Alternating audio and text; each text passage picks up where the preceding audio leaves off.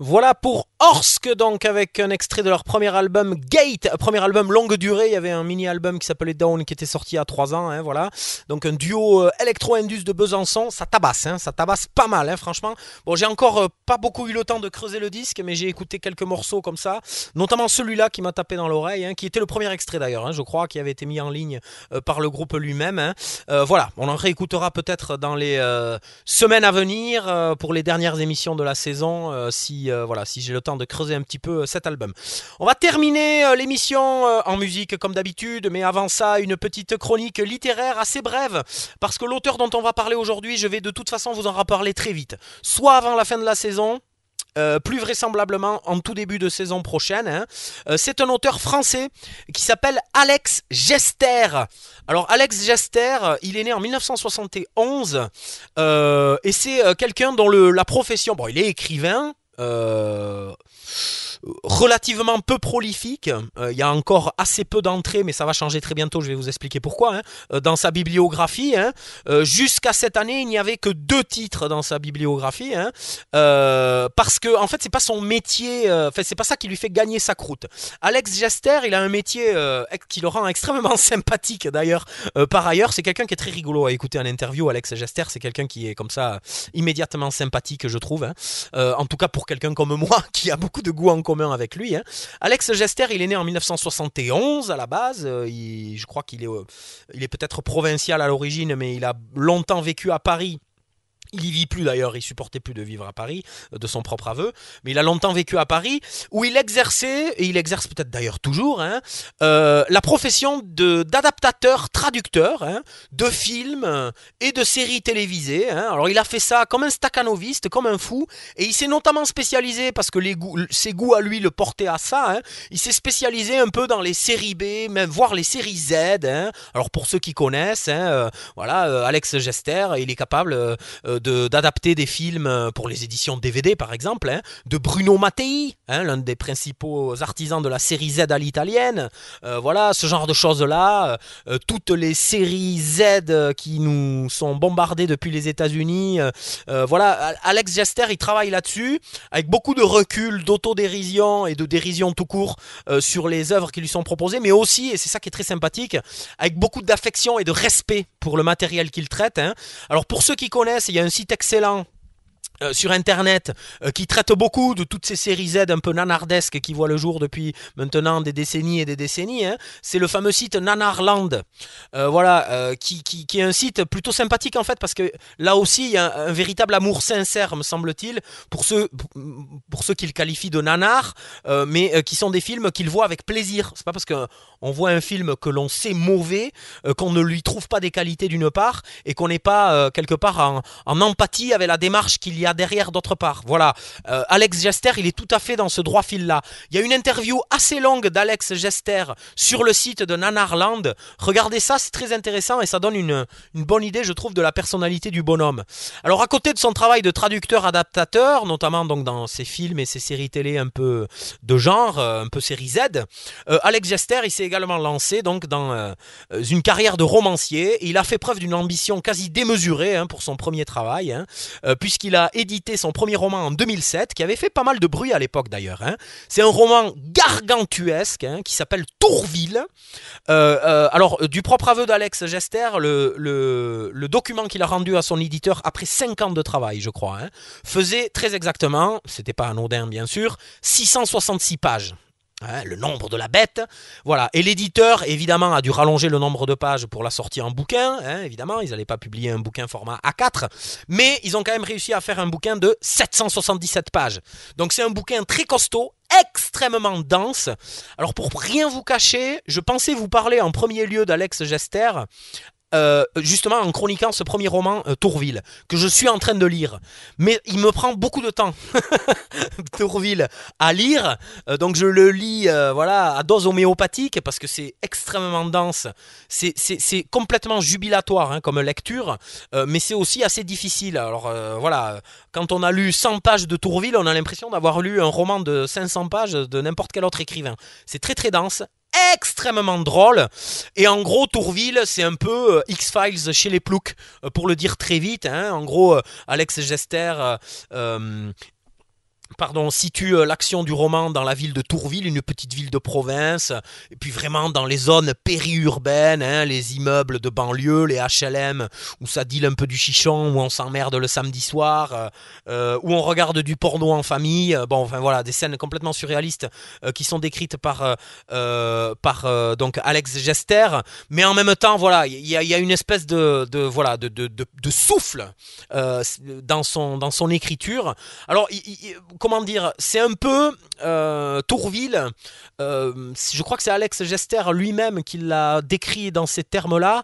Tourville, c'est un peu un croisement entre Glamorama de Bret Easton Ellis, dont j'avais parlé ici d'ailleurs il y a quelques mois de ça, qui est un roman qui a complètement traumatisé Alex Gester, qu'il a adoré.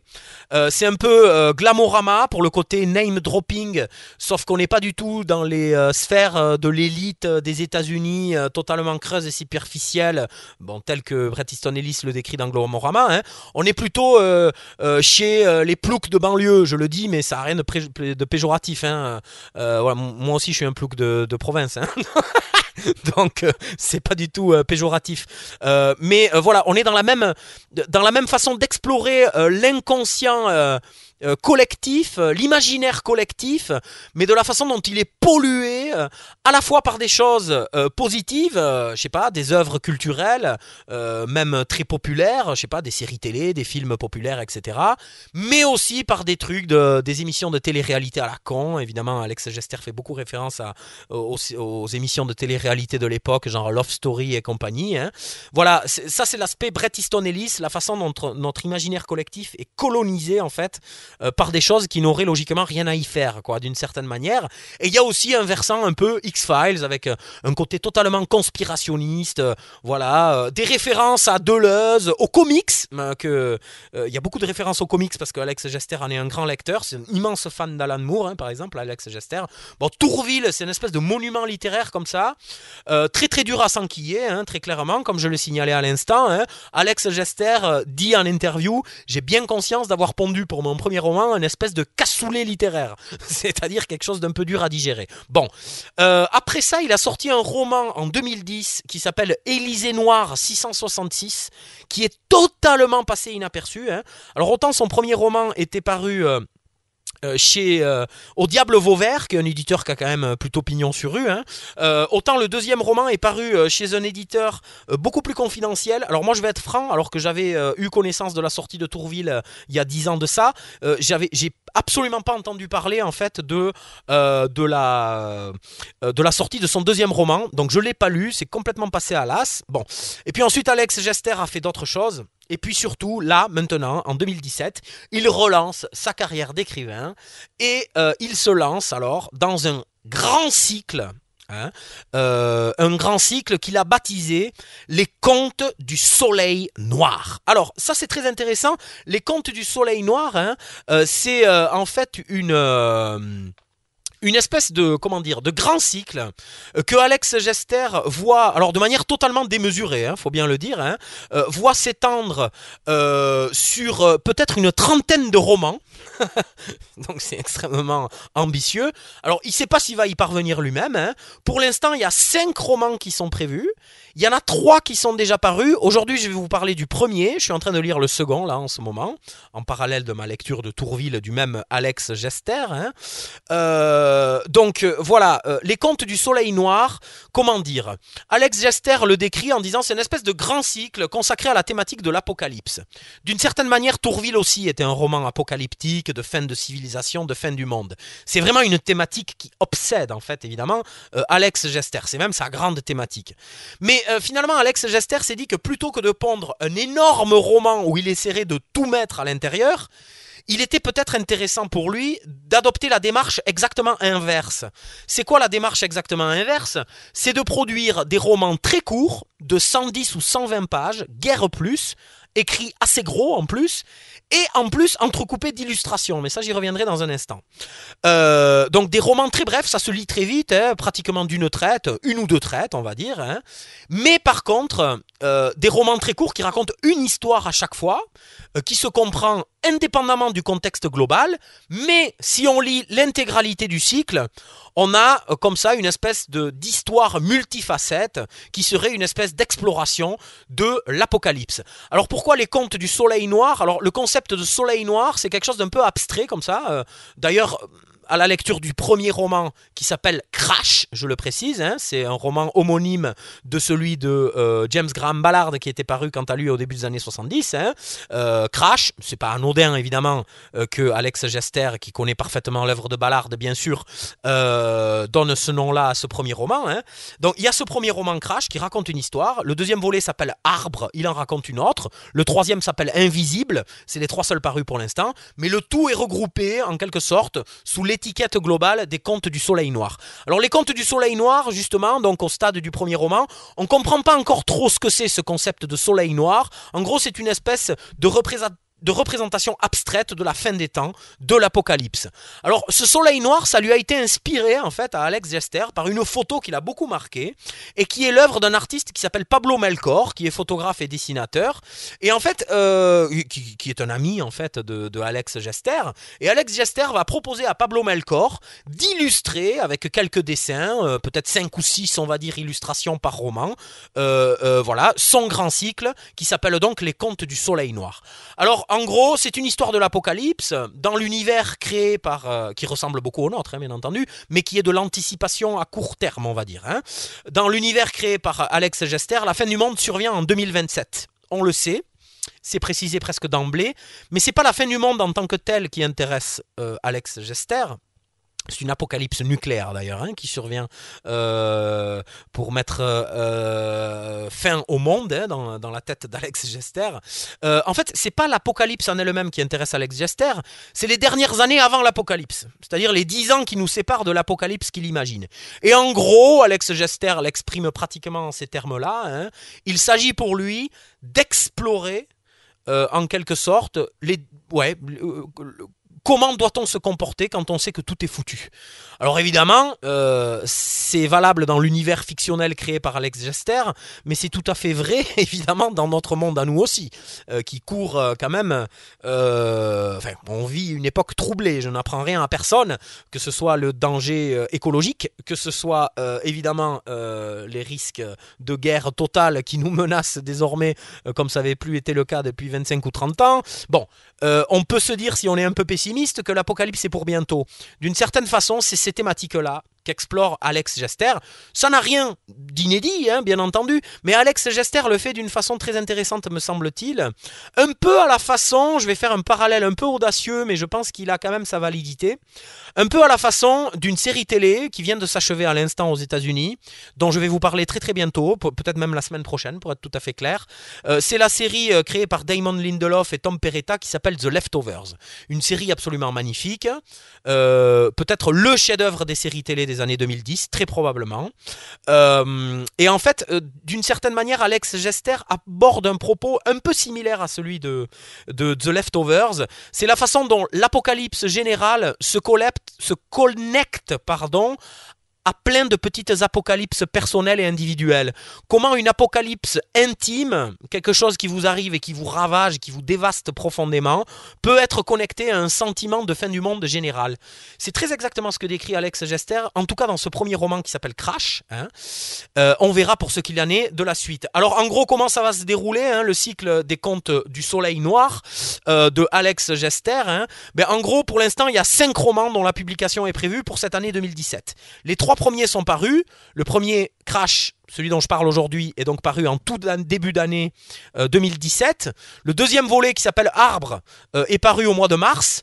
Le troisième volet, Invisible, vient de paraître il y a quelques semaines à peine. Et à la rentrée, on va avoir droit, donc au mois de septembre, aux 2 volets suivants, dont le titre m'est inconnu par contre, hein, dont les titres me sont inconnus. On verra bien en temps utile. Alors pour l'instant, il y a 5 volumes qui sont prévus, mais dans sa tête, Alex Gester, je disais qu'il avait 30 volumes en tête. En fait, il sait comment il pourrait faire une espèce de saison 1 des Contes du Soleil Noir. Ce serait un cycle de 15 romans. Et ça se terminerait par une espèce d'apocalypse. Il a déjà dit en interview, ça se passe sur le continent africain, le dernier tome, ça raconte la fin du monde, etc. Et puis, si jamais l'occasion lui en était donnée, Alex Gester aimerait faire une espèce de saison 2 qui bouclerait le cycle total de 15 nouveaux romans, c'est gargantuesque évidemment comme entreprise, qui quant à eux, ces 15 romans de la saison 2 éclaireraient les zones d'ombre de la saison 1. Ça en serait en quelque sorte le contre-champ, si la saison 1 était le champ, pourrait-on dire. Voilà. Alors on ne sait pas si Alex Gester arrivera au bout de ces 15 volumes qui feraient la saison 1, encore moins au bout des 30 qui feraient l'ensemble du cycle. Contentons-nous pour l'instant de ce qu'on a sous la main, c'est déjà très très bien parce que voilà, encore une fois, les récits sont connectés par une thématique globale, mais ils sont indépendants les uns des autres. En fait, Alex Gester, toujours avec son goût pour les récits un peu populaires et bis, même si Alex Gester c'est quelqu'un qui connaît aussi l'œuvre de Céline, Louis-Ferdinand Céline, et qui s'en inspire, il s'en est inspiré dans Tourville par exemple, il a quand même cette espèce d'affection pour la culture dite basse, ça le passionne. Comme ici d'ailleurs, si vous suivez régulièrement l'émission, vous vous en doutiez un peu. Donc Alex Gester, il donne des références très claires pour éclairer un peu le sens de sa démarche. C'est par exemple la 4e dimension. Il dit voilà, moi c'est ce genre de récit, The Twilight Zone, ou alors au-delà du réel, The Outer Limits, qui voilà, ce genre de récit, ce genre de série anthologique dont chaque épisode est isolé l'un de l'autre, mais qui globalement, voilà, présente quand même des points communs, même si chaque épisode voilà, est déconnecté de ses petits copains. Il donne aussi un autre exemple intéressant, Alex Gester, c'est les Contes de la Crypte. Alors les Contes de la Crypte, c'est la série télé qui a été produite à la fin des années 80, au début des années 90 par Robert Zemeckis entre autres, adapté des fameuses BD Ici Comics, inspiré en tout cas par les BD Ici Comics des années 50. En gros, c'est vraiment peut-être cette comparaison-là qui est le plus pertinente, parce que exactement comme il y a une espèce de narrateur omniscient dans les Contes de la Crypte, c'est le Crypt Keeper, le gardien de la crypte qui introduit, qui présente les histoires et qui en donne la morale à la fin. Il y a une espèce de gardien de la crypte dans les Contes du Soleil Noir. C'est une espèce comment dire, de personnage assez mystérieux, mais enfin comme on peut en voir quand même dans le monde réel, qui se fait appeler Mr. Geek, qui nous raconte les histoires du Conte du Soleil Noir et qui est une espèce de hacker passionné par les théories conspirationnistes et qui cherche partout sur le web et même sur le deep web ou le dark web les histoires les plus secrètes.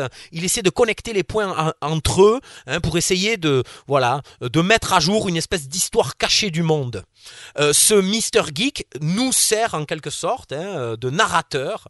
C'est lui qui nous raconte les histoires, qui nous narre les histoires, les fameux contes donc du Soleil Noir. Voilà. Je pense que le parallèle avec les Contes de la Crypte est intéressant à cause du rôle que joue ce Mr. Geek, qui est un peu effectivement l'équivalent du gardien de la crypte. Alors qu'en est-il de ce premier volet ? Moi je l'ai trouvé absolument passionnant, ce premier volet, pour plusieurs raisons. Je vais être assez bref parce que je vois que j'ai largement débordé déjà du temps. Je vais être assez bref là pour conclure. Déjà, il y a le style. Le style de Tourville, complètement fou, très très drôle, mais extrêmement difficile quand même à s'enquiller sur 800 pages, faut quand même le dire. Très très drôle, très oral, un style très oral. C'est peut-être en ça que Alex Gester s'est surtout inspiré d'ailleurs du travail de Louis-Ferdinand Céline, dont on sait qu'il avait un peu introduit le langage oral dans la littérature française avec Voyage au bout de la nuit, etc. Bon, bref, là je schématise à gros traits, mais enfin tout le monde connaît ça, je pense. En fait, c'est comme si, d'une certaine manière, Alex Gester avait voulu avec Tourville, à nouveau remettre au goût du jour une espèce de style oral en littérature, mais propre aux années 2000. Voilà, avec les références, les expressions, les tournures de phrases propres aux années 2000, à son langage argotique, au langage argotique de son temps, etc. En fait, il aborde une méthode totalement différente dans les Contes du Soleil Noir. Son style se fait beaucoup plus sobre, beaucoup plus littéraire pour le coup, beaucoup plus précis, beaucoup moins oral par la force des choses. Et franchement, c'est là qu'on voit que Alex Gester, même dans ce registre, on va dire un peu plus conventionnel, parce que c'est quand même le cas, il est très doué. Il y a même une patine poétique par moment qui se dégage de sa prose, qui est franchement assez impressionnante. Honnêtement, j'en attendais pas tant d'Alex Gester. Je savais qu'il était très bon dans le registre dans lequel il est dans Tourville, mais là, en fait, c'est vraiment absolument fascinant de voir qu'Alex Gester donc arrive comme ça à se dépatouiller avec un style un peu plus conventionnel, à faire quand même des choses originales, et puis surtout à aménager ces espèces de trouées poétiques où vraiment là son style prend toute son ampleur. C'est très lyrique par moments et c'est franchement très très beau. Un autre point qui est très intéressant, l'histoire de Crash, c'est celle d'une femme, une espèce de prolétaire des temps modernes, une femme célibataire, voilà, famille monoparentale, elle se bagarre pour élever son fils d'une dizaine d'années, en travaillant dans des boulots un peu ingrats, elle fait des ménages tard le soir, etc. Elle a été larguée par son mari qui s'est converti à l'islamisme radical, qui l'emmerde un peu par derrière. Bon, voilà. Cette héroïne, elle est ancrée dans une espèce de, comment dire, de réalisme social que personnellement je vois assez peu exploré dans les littératures de genre, fantastique, horreur, science-fiction. Alex Gester le fait parce que c'est des sujets qui lui tiennent à cœur et il est très doué pour l'exploration de ces thématiques sociales. Il le fait déjà très bien sur le mode humoristique dans Tourville, pas toujours humoristique d'ailleurs, il y a des moments un peu plus sombres dans Tourville, mais c'est très très intéressant dans ce premier roman des Contes du Soleil Noir qui s'appelle donc Crash, je le rappelle. Ce personnage qui s'appelle Malika Ben Walid, donc c'est une femme qui a 35 ans, donc voilà, qui bataille un peu pour élever son fils dans des métiers un peu ingrats. Et puis un jour, il lui arrive quelque chose de terrible. Elle a un AVC alors qu'elle est au volant de sa voiture. Elle fait donc une espèce d'accident vasculaire cérébral, donc un malaise suivi d'un accident de voiture, et elle finit quasiment à l'état de légume à l'hôpital. Et là, en fait, tout le personnel médical qui l'entoure s'acharne à essayer d'obtenir des réactions de sa part, mais il n'y a qu'une seule chose en fait qui la fait réagir, c'est la télévision et notamment les nouvelles dans les chaînes d'information continue à la BFM TV ou à la CNews.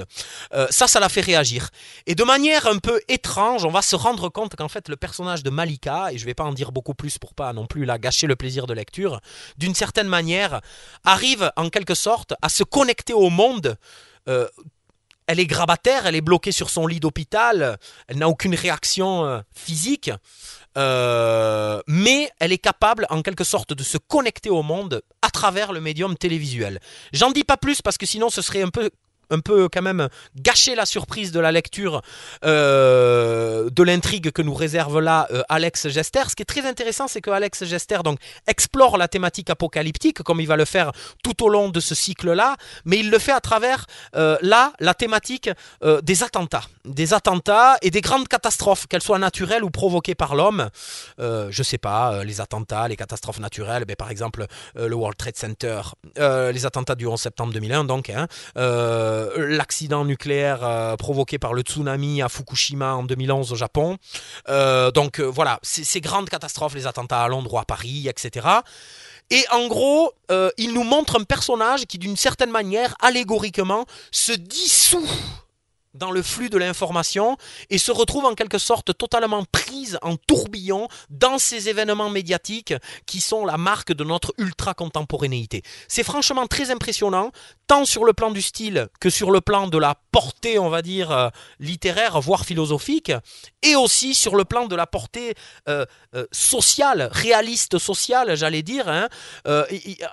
Alex Gester est vraiment un auteur très astucieux. Par exemple, il y a une caractéristique du personnage principal qui fait peut-être d'ailleurs que ça favorise son espèce de dissolution dans le flux des informations. C'est le fait que le personnage a une mémoire photographique. Elle a une espèce de mémoire totale, eidétique comme on dit. C'est-à-dire que dès qu'elle voit quelque chose, elle s'en rappelle. Et notamment, ça marche avec les chiffres pour elle. Et en fait, elle est complètement obsédée par les chiffres vu qu'ils lui restent gravés dans la tête. Et cette obsession des chiffres, elle est notamment celle des courses qu'elle doit faire à la supérette du coin. Elle est obligée de tout calculer parce que ses ressources sont extrêmement maigres. Donc elle est obligée de prendre le sopalin et le papier toilette le moins cher parce que la différence de quelques dizaines de centimes va se ressentir à la fin du mois. Donc cette obsession des chiffres s'explique à la fois par le fait que le personnage est doté d'une mémoire photographique, donc elle est obsédée par les chiffres parce qu'ils lui restent gravés en tête, mais d'une autre façon, c'est aussi Alex Gester qui, en démultipliant les chiffres comme ça, nous montre que c'est le quotidien de cette femme. La misère sociale dont cette femme fait l'objet est en quelque sorte totalement matérialisée par ces chiffres qui tourbillonnent autour d'elle. Et oui, elle est complètement obnubilée par les chiffres, parce que c'est une des caractéristiques de sa mémoire d'une part, mais aussi parce que c'est son quotidien, elle est obligée de compter, compter, compter en permanence. Ça, c'est vraiment très très bien vu. Et puis ensuite, quand le roman embrasse totalement sa dimension, on va dire, science-fictionnelle, semi-horrifique. Alors, le roman est présenté comme un roman d'horreur, on va dire horreur à la David Cronenberg. Oui, il y a un peu de ça, mais c'est pas un roman d'horreur au sens où il y a des scènes d'effusion violentes graphiquement, etc. C'est pas du tout ça. Hein. Ce serait une horreur, oui, à la James Graham Ballard, peut-être une horreur sociale, hein, dans le cadre d'un récit d'anticipation. C'est très très intéressant en tout cas, c'est très abouti, et je pense que je vous reparlerai en son temps, c'est sûr, de Tourville, et peut-être donc des futurs volumes, en tout cas les deux qui sont déjà parus, de ces Contes du Soleil Noir, signés donc par Alex Gester. J'en arrête là parce que j'ai été extrêmement bavard aujourd'hui. On va terminer l'émission en musique comme d'habitude